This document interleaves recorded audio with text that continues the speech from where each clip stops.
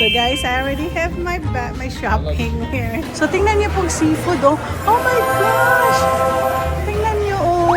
Tingnan niyo, napakalaki ng lobster tail, no? So, tingnan niyo magkano per pound. May mga kumakanta. Meron din sila mga jewelries. Yeah, may kumakanta-kanta pa, oh. Ito mga drag. Can I try? Matamis.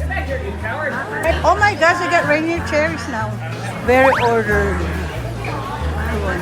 Ferry boat. Yan o. Papunta yan po sa Port Orchard.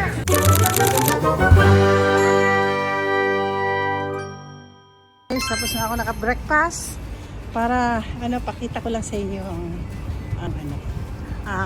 Park Market. Tingnan niyo yung restaurant na to. Biscuits, bitching food, kick-ass coffee. So ito na po ang Park Market. So bababa ako. They're doing something. There's a construction here.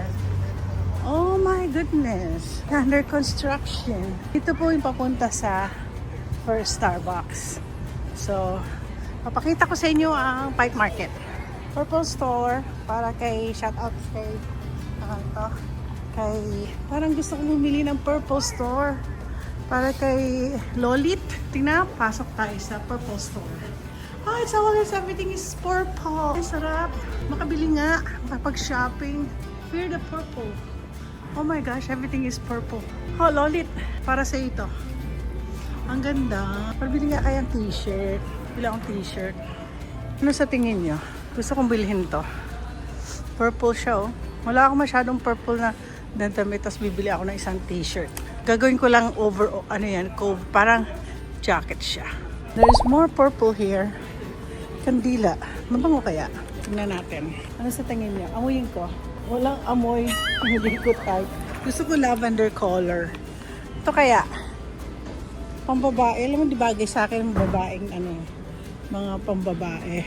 Ay, ito maganda din, oh. Gusto ko lang kasi extra large. Ito kaya? Gusto ko yung kaya ni ko to. Sister Joy. Alexa, bring me wine. Ang ganda. Tapos meron, ay, ang ganda. Meron, tingnan nyo to, oh. Kita nyo yan? Ganda, ay, may mga damit na purple. Ay, nako. Nakabili na ako. Tapos may Christmas tree sila. All purple din. Mag all purple kaya ako sa Pasko. Sabi ko, ito ang ganda. Tingnan nyo magkano presyo. Oops, malabo ba? Malabo ba? Siguro, i-zoom ko dito. Yan, kikita niya? 165. Walang discount yan. Guys, gusto ko man bumili. Oo nga. Bumibili ako ng mamahalin. Patingin nyo. Ito naka 35 off, oh. From $74.79 naging $51.35.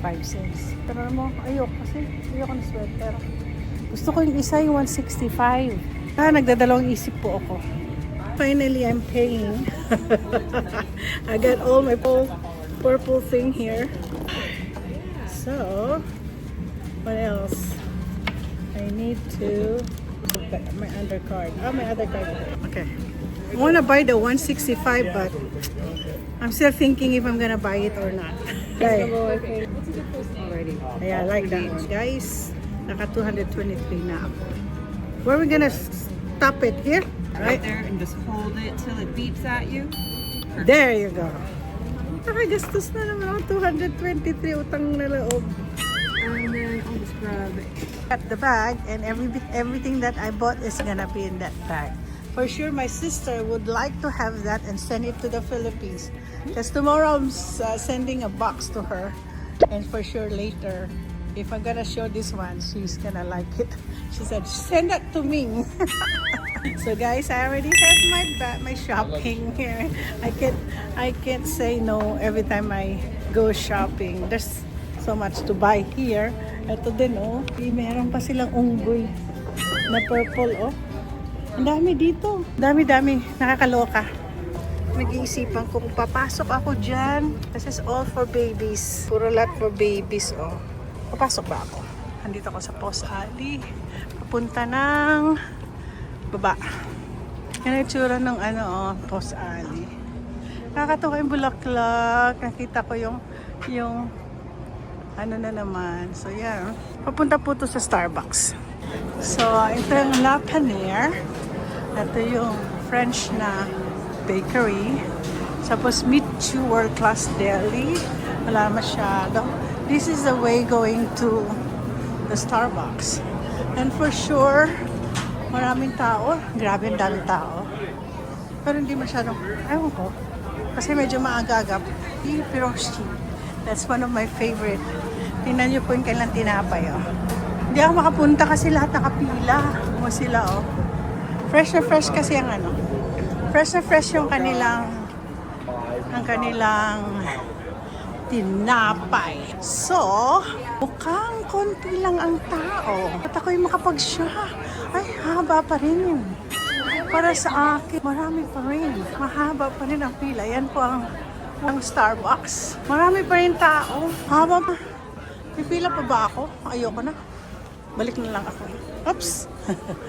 Kaya, pupunta na lang tayo dun sa tindahan. Sa tindahan ng Pike Market. Ang Pike Market kasi para siyang palengke. Pero sosyal na palengke. Pasok tayo dyan. Yan. Yan ang itsura ng Pike Market na maraming building. Ayan. Oops! Marami namimili. Tingnan natin kung makabili-bili din ako dito. Kasi minsan, hindi ko mapigilang hindi. Ay, lagay ko pala jacket ko. Pagka-init-init. Ayan, mga palengkera. Ayan siya. O, di ba? Nakapasok na tayo. Uy, nakakatuwa naman yan, oh. Ayoko. Ay, ito maganda. Mga t-shirt, mga jewelries. Pero maganda dito, ang bulaklak. Ito ang pennies, oh.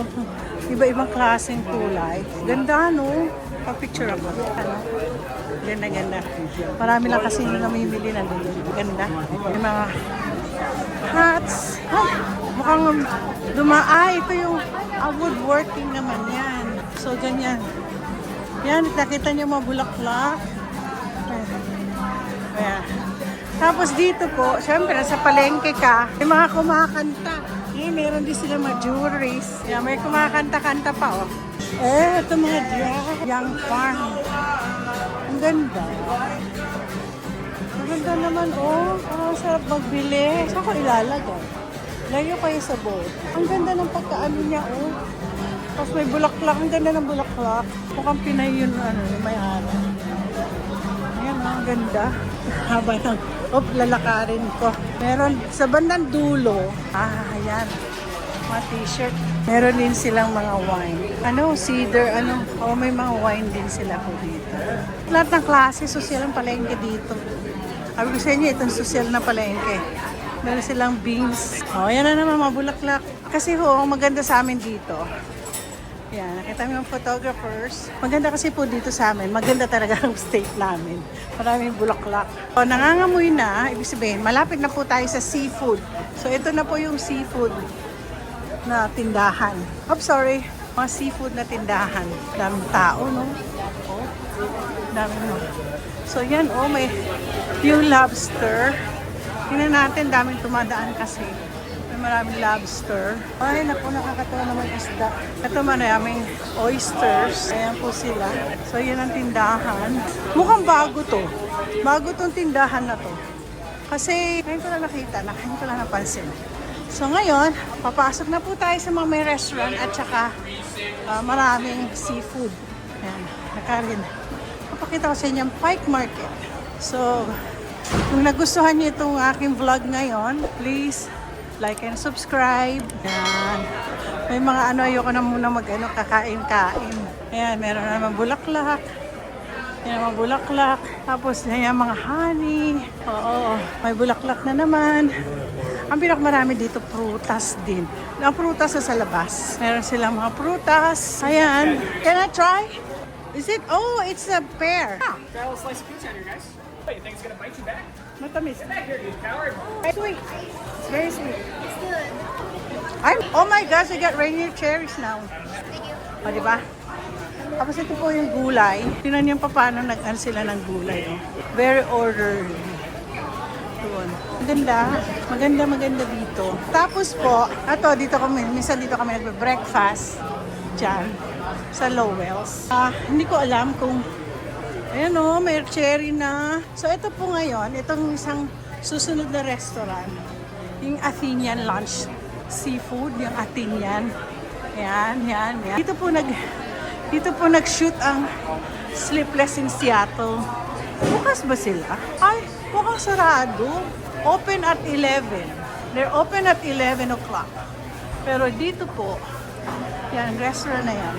Diyan po sila nag-shoot, nag-film ng Sleepless in Seattle. So, tingnan niyo pong seafood, oh. Oh my gosh! Tingnan niyo, oh. Yan ang Dungeness crabs. Yan. Masarap pong, bakit ko pinagmamalaki yan? Kasi, marami siyang meat. Tapos, ito po yung Alaskan king crab. O yan, Roel. Ayan ang king crab legs. Bigyan ko ng picture ko.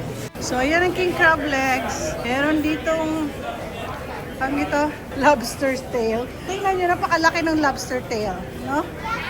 Tingnan nyo magkano per pound. 69. Minsan dito po ako bumibili, lalo na yung mga Alaskan, mga salmon na yan. Kita nyo yung salmon. Yeah, minsan dyan po ako bumibili. Ngayon, papasok na tayo. Punta na tayo dun sa famous na bilihan ng mga isda. Ito ay freshly picked na restaurant. Okay. Tayo ay bakit parang wala masyadong tao? Wala masyadong tao. Dati kasi maraming tao dyan. Dahil dito sila nag-perform.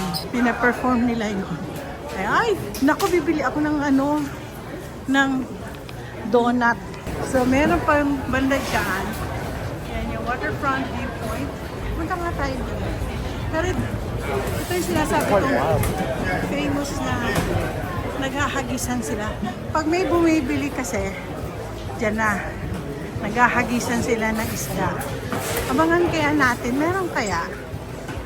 Walang bibili. Last time kasi bumili ako. Naghagisan sila ng salmon. Yan. Tapos yung pinsan ko nagpunta dito, nag-shop sila ng oyster. Yan. Yan po. Punta tayo sa waterfront viewpoint. May mga restaurant pala dyan. Hindi ko alam to. Kasi hindi ako napupunta dito eh. So, dito yung waterfront viewpoint. So, titingnan natin kung meron akong maupuan. Ay, meron! Dito tayo banda. Para makaupo man lang. So, ito yung sa waterfront. Dito ako nakaupo. Nandiyan po, ang hirap po maglakad. Mahirap po pakita ko. Mahirap po punta dyan ang haba-haba na lalakarin. Tapos nandoon nakikita niyo, may ship. Ay, hindi pala nakikita dito. Ayun, nakikita niyo yun. Yan yung diyan kami last 2 years ago ba kami last year. Nag-Alaska cruise. 2 years ago. Tapos, pag napansin niyo po, ferry boat. Yan o. Yan. Papunta yan po sa Port Orchard, Bremerton. Yan, papunta kina Abby. Yes, malapit kina Abby. So, yun naman, Alkay. So, pag nag-restaurant, may mga restaurant dyan, pag kami kumakain, kitang-kita mo sa gabi yung lights ng Seattle. Ang ganda-ganda. Maganda yung Seattle, kaya lang, minsan maraming hindi ko gusto. Okay, dumadami na mga tao dito sa Pike Market. At nandiyan na lahat ng mga tao. Papakita ko sa inyo. Well, nandito ako sa Oriental Mart. Yan o, makikita niya. Yan ang Pike Market. Very famous Pike Market. At, yan po. Yan sinasabi ng Pike Market.